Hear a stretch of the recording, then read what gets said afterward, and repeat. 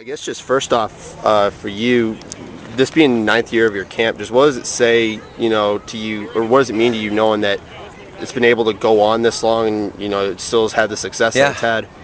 Well, I think a lot does with my coaches and with the staff that I have, all the volunteers, my sister Shelly coming in and really kind of streamlining things for us, and just having these type of coaches that come out. I can only do so much, and but these kids, I think they understand how serious I am about life and about their life. And I try to tell my coaches that, hey, this is what we're about. We're about football, but we're also about teaching these young kids to be good people, good citizens. And I just think anytime you're positive, people just kind of gravitate towards that, and it's the way you got to be.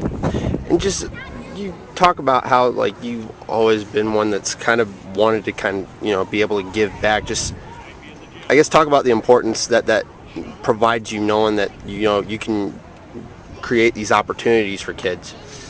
Well, I think it's great. It's great. It's been a long road for me. Ever since I've been here to high school, college, and pros and all that. And no, I just feel fortunate to have the opportunity of a community like this to come in and let me donate this field and donate the school and donate, like Eagles Club. They donate to all kinds of their workers and the food, and so it's pretty cool to get that reception from the community, and that's what Iowa's about. That's what us Iowans are about. It's about helping each other and providing opportunity and a better life, But you also have to keep to those same fundamentals. You just can't give it to them.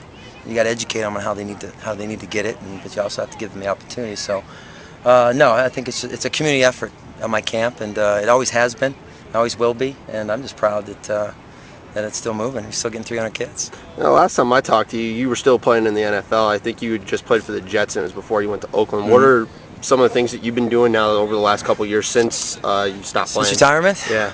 Well, it took about a couple months to figure out what I was going to do after.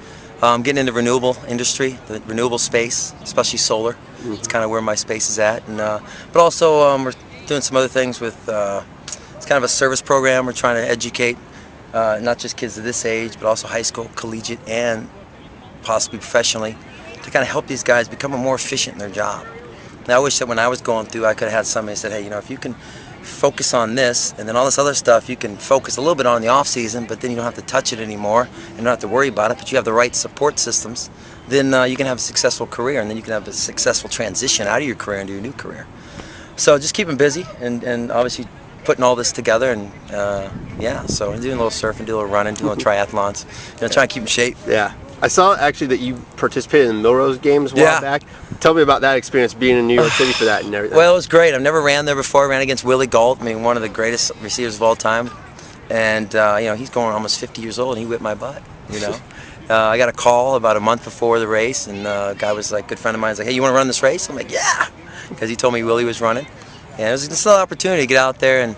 But this year, if I get the opportunity, I got to do some training. I really didn't have much of a regimen to really represent what I've been doing my whole career. It was fun. That was a quick follow-up, since you did play in New York for a brief time. Were you kind of like fan favorite, the crowd favorite there? No, I think Willie was kind of. It's kind of hard to beat a guy like that at his level. But yeah, there were people that were cheering for me. Actually, one of the young cornerbacks that came in as a freshman or sophomore when I was at Iowa, he brought his whole half his class. Then he was talking all this jazz about how I was going to do something. I got out first, but I just couldn't, I couldn't accelerate. And so he's like, oh man, TD, because I saw him last weekend. He was like, oh, they're giving me so much, hectic on the way back home on the bus. And so anyway, it was neat to get out there. And I never ran there, and it was a beautiful event. Now, did you get a chance at all to really be able to follow the Hawkeyes last season? And if so, what do you think of loved their run? Loved them. Great run. Kirk's done such a great job over their whole coaching staff. They're getting so much out of their player. It's not like they have to be snazzy and all this stuff on defense that everybody wants them to do. They just go out there and they do their job, and they do it right. They do it correctly, and they do it consistently. And they win as a team. And it's been great to, everybody wants us to win by 50 points. I don't want us to win by 50 points. I want to see these kids that are down or tied going into the fourth quarter, and them finding what they need to find to win these ball games. And that's what they did last year, which was fun to see, is that, hey, no matter where they were in the game, they kept believing, and their season turned out to be a great one. How do you feel about the team going into this coming fall? Well, I think any time that you you have a lot of guys back, especially starting quarterback and some of your receivers and the defense. We lost a couple guys, but it seems like we just keep filling those gaps, filling those spots up. And I think any time a new season rolls around for Iowa football, it's super exciting. What do you think when you heard last week about Nebraska? Love it. About time. You got Iowa here, you got Nebraska here. It's like, you got all these other Big Ten teams. They're kind of part of, the Midwest. They're not really part of the South or the Mid-South. So yeah, I think it's great. I think it's great for all the programs. They're starting to make a big push back. They had a big jump last year going to the championship game in the Big 12 and all that. So it's going to be neat to see, and it's going to be fun, I think, for Iowans to take 80 West and roll into Lincoln and make it, a consistent rivalry now instead of it, one every 6 years or something. So I think it's going to be great for the Big Ten and great for Iowa and Nebraska. Is that a game that you think should be the one that's at the end of the season now? You touch on it being a rivalry, or would you prefer it to still be Minnesota? Or? I think it got to be somewhere in the mid-season. I don't think it'd be at the end. I think it'd be a good spot somewhere in October, something like that, where both teams have played preseason. Maybe got one or two Big Ten, one or two the other Big Ten games in, and then it's kind of a big game. And they're a team, man. They're a Penn State, they're Ohio State, they're Michigan. I like no one's people are talking about Iowa, Nebraska, and stuff. Michigan and Ohio State, and those boys better be ready to play these guys because we understand kind of their mindset because they're kind of close. And so these other teams are kind of further away. They don't really much know about Nebraska until they play them in a bowl, if they ever do.